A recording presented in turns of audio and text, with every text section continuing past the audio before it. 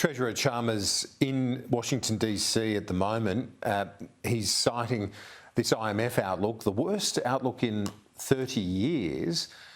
Do you accept that is where we're at right now? I ask you that in the context of the recent decade. We've had the GFC, we've had the COVID downturn. Is it all going to be worse than that? Look, the Treasurer is doing his usual pre-budget expectations management, as any good Treasurer does, right? So he's softening us up for a tough budget where they don't spend a lot of money, which is good, and that's the right thing, frankly. So I look forward to seeing that. I think the IMF has a pretty pessimistic outlook, though, none of us economists have a crystal ball. No one can be sure exactly what's going to happen.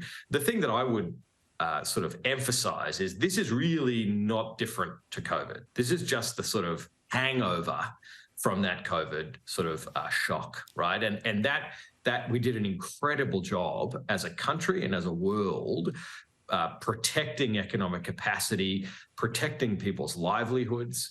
There was a huge reduction in economic output across the world at that time, and very few people felt the economic impact of that. That is an extraordinary achievement, but it comes at a cost, right? We can't have that kind of support and not expect to pay the bill. And that's what's happening now. So this big inflationary impulse, the need to raise interest rates to contain economic activity, that is the bill from the COVID protections coming due. It's not going to be a long period of paying that bill, but it's going to be pricey, and it's going to be around for a little while. In a few years, we'll be, it'll be long in the rearview mirror, but between now and then, things are going to be pretty rocky.